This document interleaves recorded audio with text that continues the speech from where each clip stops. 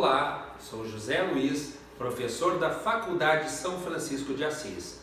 A nossa aula de hoje é sobre os modelos de risco de inadimplência e análise discriminante múltipla. Iniciamos então pelos modelos de risco de inadimplência. Diferentemente dos modelos gerais de risco e retorno que nós vimos na aula passada, o CAPM e o APM, o foco dos modelos de risco de inadimplência é justamente o risco de inadimplência específico da entidade e não o risco de mercado, como a gente viu no CAPM e no APM. O risco de inadimplência de uma entidade é, em termos amplos, uma função de duas variáveis, quais sejam elas? A capacidade da empresa gerar fluxos de caixa oriundos das suas operações e do seu endividamento financeiro, incluindo a sua capacidade de pagamento de juros e principal.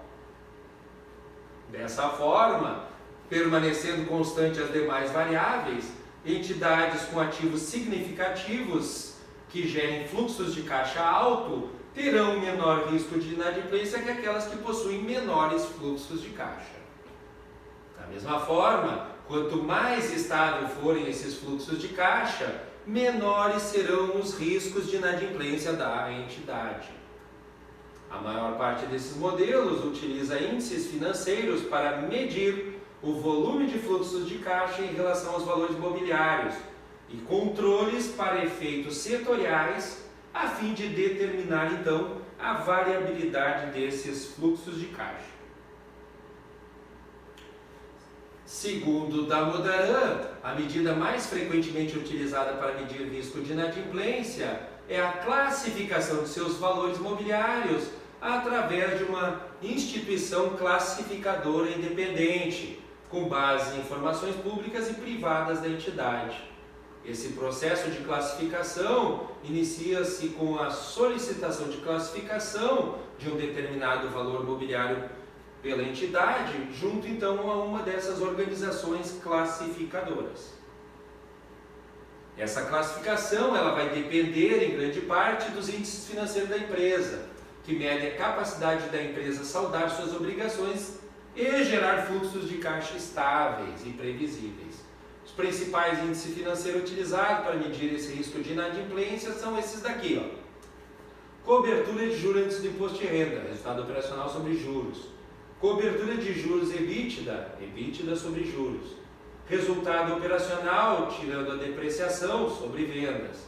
Endividamento de longo prazo, dividido pelo nosso ativo. E o endividamento de longo prazo, dividido pelo nosso patrimônio líquido.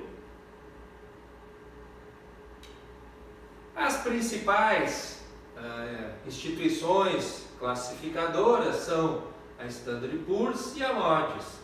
Na Standard & Poor's, uma classificação mais alta que é atribuída à capacidade do devedor pagar é extremamente alta, é a AAA. E ela vem reduzindo até chegar no D, na qual então a empresa ou o valor imobiliário é inadimplente ou com pagamentos em atraso. Na Moody's é parecido. Nós temos um A e dois A minúsculos, que é a melhor qualidade do crédito, com pequeno grau de risco, e vem reduzindo até chegar no C, que é altamente especulativo ou inadimplente. Em consequência disso, os valores mobiliários com uma classificação mais alta são precificados para renderem taxa de juros mais baixa do que aqueles que possuem uma classificação mais baixa.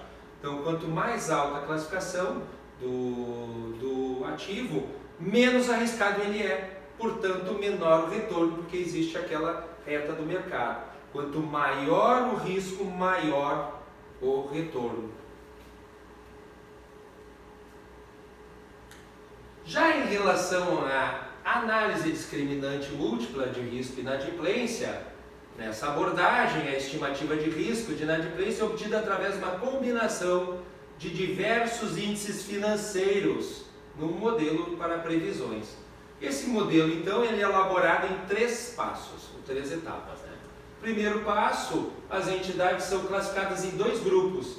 entidades que foram ou são inadimplentes e aquelas que não são ou não foram inadimplentes. Segundo passo, os dados são coletados para um conjunto de indicadores financeiros que foi pré-estabelecido. Terceiro passo, através da utilização da análise discriminante múltipla, é obtida então uma combinação linear que melhor discrimina entre os grupos. O modelo mais conhecido de análise discriminante múltipla é o do Altman, de 1968, para verificar a possibilidade de a empresa falir ou não, aonde ele então derivou uma função discriminante Z como uma função de 5 índices financeiros, usando uma amostra de 66 empresas, das quais metade, 33, já haviam falido. E ele encontrou essa função aqui. Z seria então obtido por 0,012 multiplicado pelo X1, que é o capital de giro líquido dividido pelo ativo total, mais 0,014x2, que é o lucro retido sobre o ativo total, mais 0,33% de X3, que são os lucros antes do pagamento de juros e impostos sobre o ativo total, mais 0,006 multiplicado por X4, que é o valor de mercado do PL sobre o valor contábil do passivo, e mais 0,999 multiplicado por X5, que é vendas total sobre o ativo total. Em relação a essa fórmula apresentada aqui, é importante destacar que pontuações de Z inferiores a 1,81 indicavam alta probabilidade da empresa falir. Já pontuações entre 1,81 e 3 indicavam que a empresa se encontrava numa faixa indeterminada, indefinida, né? Se falia ou não falia. E pontuações acima de 3 indicavam baixa probabilidade de falência.